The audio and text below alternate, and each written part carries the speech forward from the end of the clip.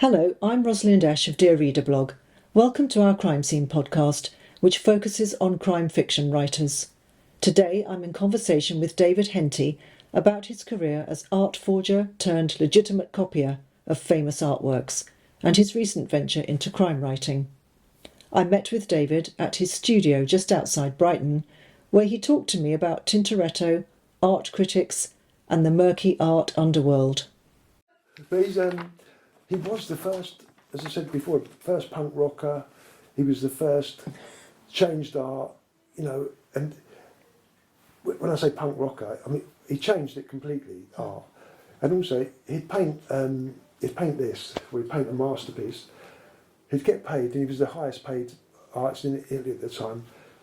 Then he'd just go and get drunk, he'd gamble, he'd fight, he'd go to the, they said he was gay, but he used to spend it in the prostitutes, Phil a day and the other ones. And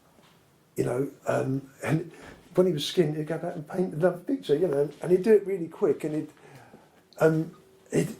be in his studio and he'd just be all absorbed by painting this picture, and 2 or 3 weeks later, he'd have produced the masterpiece, Yes. like that, funny enough. And one of the things you've got to do, one of the things you've got to do as an artist is when you do a signature, it's no good trying to do it stilted. You have to do it at the same speed that someone would sign it. Because when they look in the glass, you can see where you've hesitated or where you've stopped. Yeah. The same thing with an artist. One of the things I do is he painted that Separate Emmaus, I think in about 3 weeks. And I did it in 3 weeks. So you try and use the same speed they do. So we know how long he took to... Yeah, because they were commissioned. Yes. Because I was going to ask you how... I mean, obviously it will vary hugely how long you take over things, but... But he was very fast, and I'm very fast as well. Are you very fast?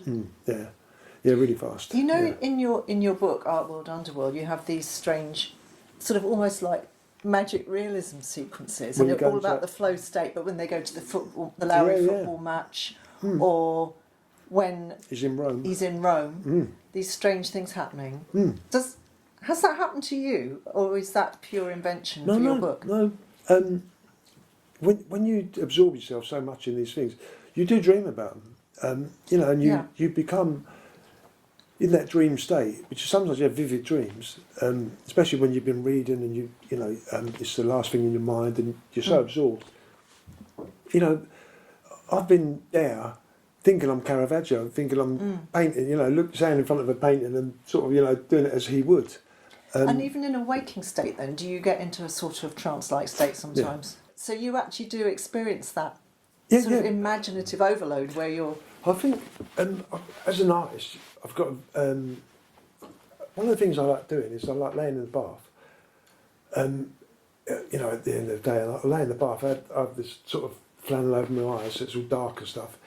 And I just like, almost like playing a mental movie, like a picture in front of my eyes. And it's always about the artists I'm involved in or working on, And so I think you develop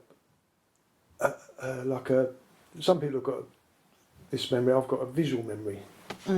So, so when I'm working and stuff like that, it's very, I can close my eyes and see a lot of stuff, and I think you develop that, and that's what it is in the flow state. You've got a visual, I'm laying in bed at night and I have a real dream that there's Caravaggio, coming out of the dark and running at you with his dagger. Yeah. And also when I was doing a lot of Lowry's, which I haven't done for a while. I got right into Lowry at one time. We were up in Manchester, we went to the different museums. I went to the Lowry Museum, went to another museum which I filmed there, and they allowed me downstairs into the archives to have a look at some pictures and stuff. There's some Lowry's there. Actually, I've got one. I can't get it because I think that there's one over there, a little guy that was in the museum, and I painted it. But you end up, because you get so absorbed, and I read loads of books on Lowry and stuff. You walk along the street and you see a figure, and you take a mental image because you think, oh, that's a Lowry figure, you know, that's someone, you know, walking along with some oddity, you know, and so yeah, you take a mental snap. And transported back like they are in the book Yeah, to the yeah. 20s or whenever it was. Yeah. Well, you would see someone, you know, like a someone with a shawl on, Yeah. like a, you know, huddled along, and So it's your it's your imagination, isn't it? But also, do you have a photographic memory? Is it that you can look at a painting and you've got it in your head? Oh yeah, I can do that. That I've got a photographic memory up to a certain point that I'm really good at art styles. I can see a picture and go, that's from that school, or that's from David Hockney's style, or that's from the Bloomsburys, or you know, that's why I was so good at forging, because I could buy paintings, and I did it so many times at the car boot sales and different places, auctions and stuff, and I just changed the signatures because I know that fits into that genre, you know, of that artist, and things that, and when I, as I said, when I saw the supper at Emmaus, I walked out blinkered, because you know I wanted to keep that thing alive, you know. So it's a very intense experience. Yeah, and I do like playing films in my head, you know, films of basically what I'm doing, you know, at the moment has been Basquiat. Although it's a really strange thing. I'm doing Basquiat at the moment because I've got commissions, but I'm always drawn, because we've been talking about Caravaggio, I'm always drawn back to Caravaggio, you know, and he's not a great seller. You know, I haven't sold a lot of his, but these I sell loads. You know, all the galleries want these and stuff like that, but they don't want these. No. It's a select market.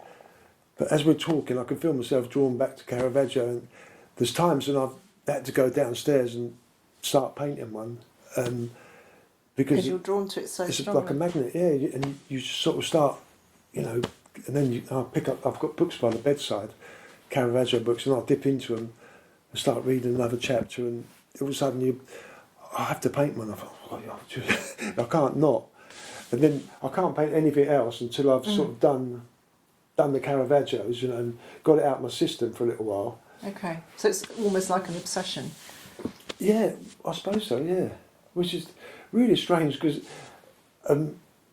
from a business point of view, it's not a very good obsession, you know. But you obviously need to do it.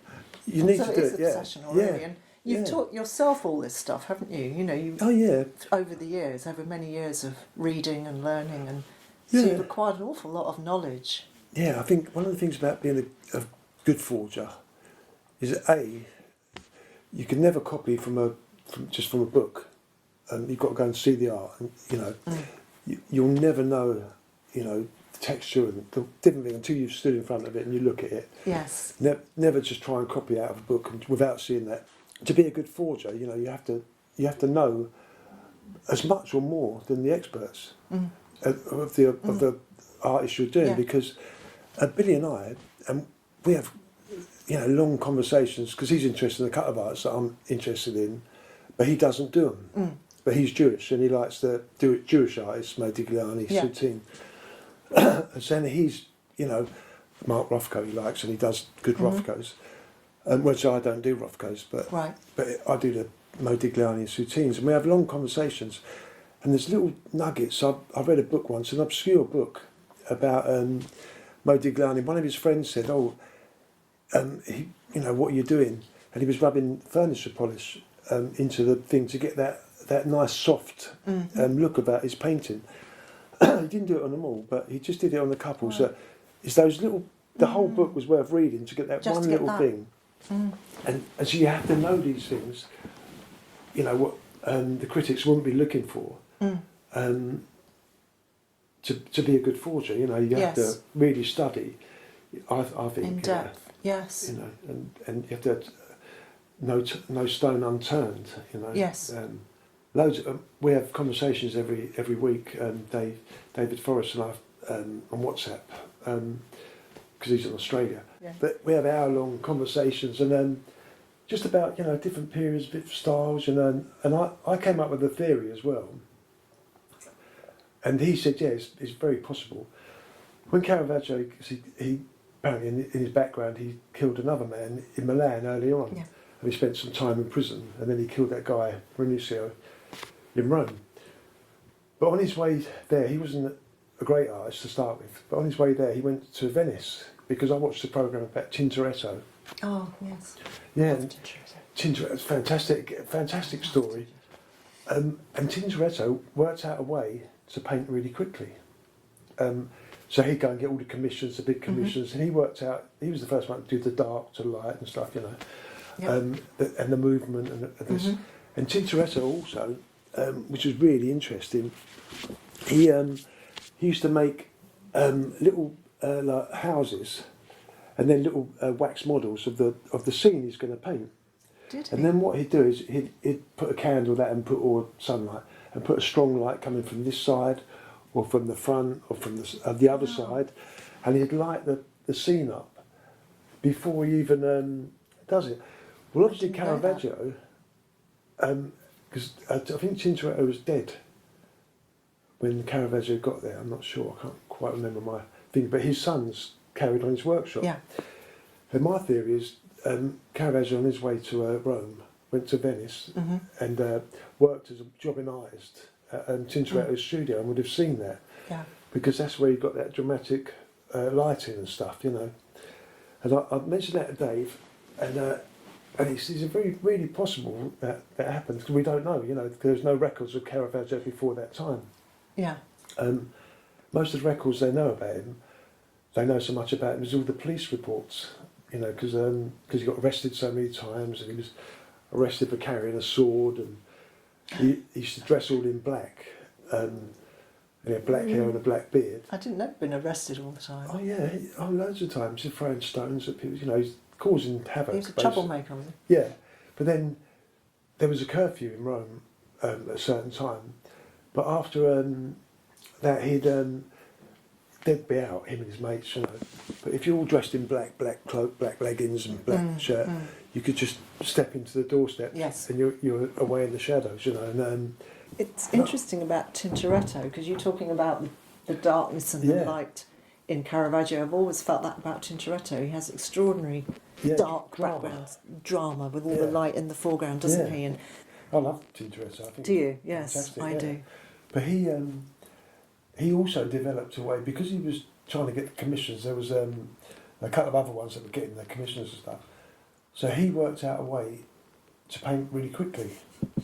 You know, and what it is like. So you write stuff down, but you do shorthand.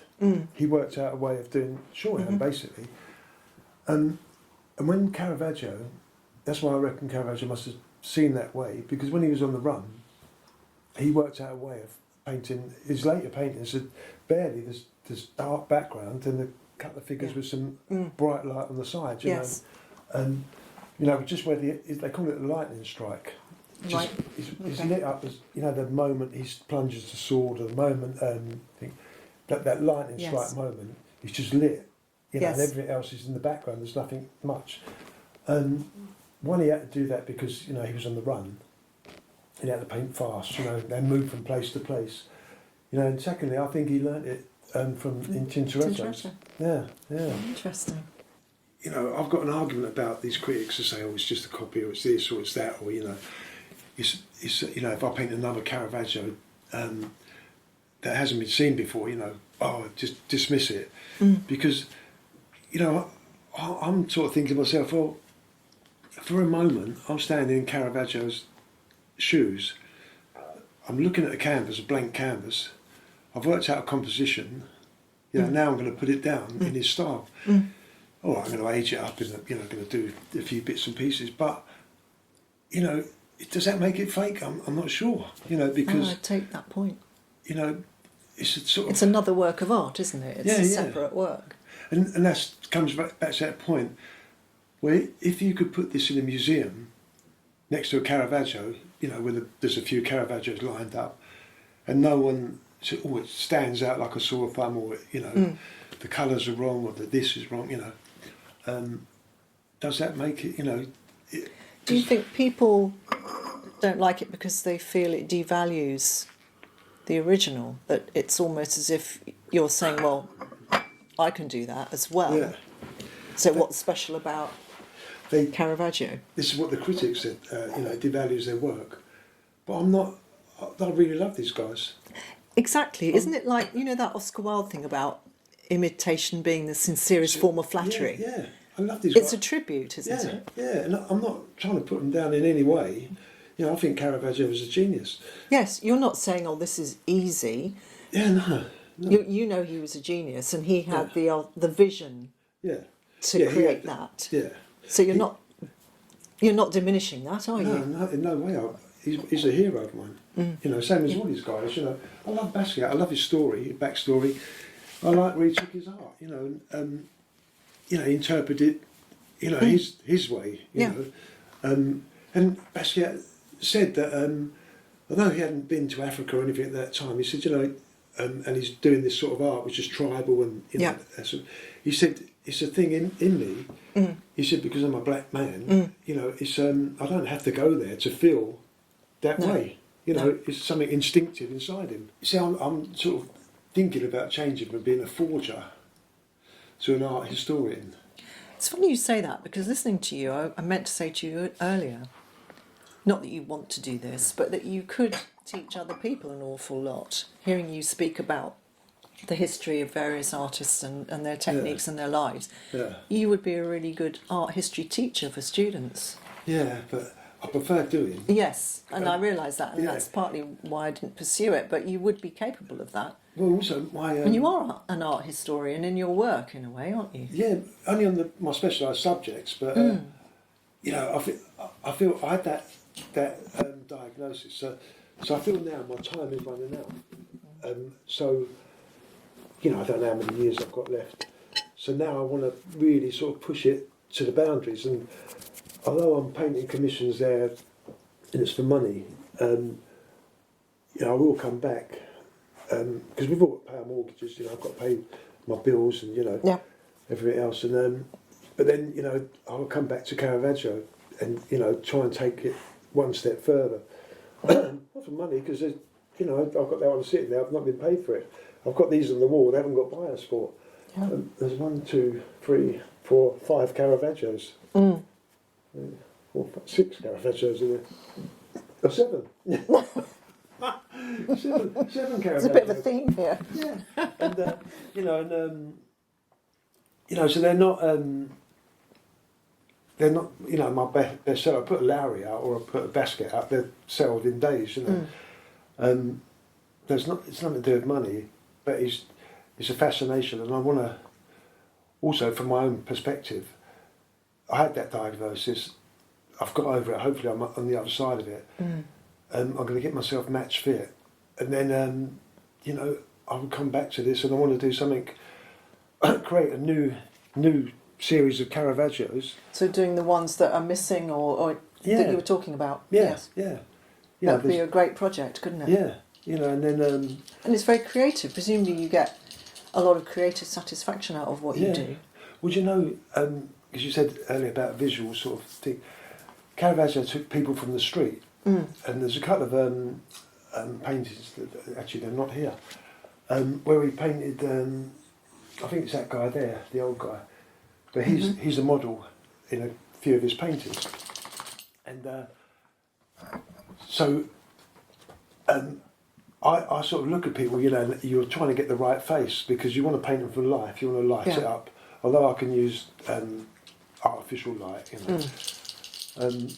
and he had to use sunlight or for anything, but they're always looking for a good face that you can of course fit in perfectly and yes, so you'll do that around and about. You'll be looking out for people. In your store you think, he could be he looks weather worn because an interesting face is much better to paint, of course it is. Yes, been around the block a bit. Yeah, you've got the lines and the and experience. Yeah. I mean, that's so much more. It's more of a gift to an artist than than someone with a smooth. Yes, perfect, flawless face. Yes. Yeah, you want that. That look in the eye, that glint. But no, I should be. Hopefully, later on this year, I should be back onto the Caravaggios. And I should be fit and good. Be doing it. And that's where my passion lays. That's what I want to do. That's what you've got to do now, because that's what matters to you. And it would be so interesting to see this project Yeah, So yeah. Well, I'll keep you informed. Please about do. it. Yeah. Seriously, I would be really interested, and I've got. I'd like to talk to you about it as well. Yeah. When it comes to fruition, you know. Well, as you know, I can talk about art. And you said you just want to talk about art all the time, yeah. so Well, we could do another interview when you do this. Yeah, well, I'll drive my wife mad. Thank you for listening to the final part of this interview with David Henty. Look out for other interviews with crime writers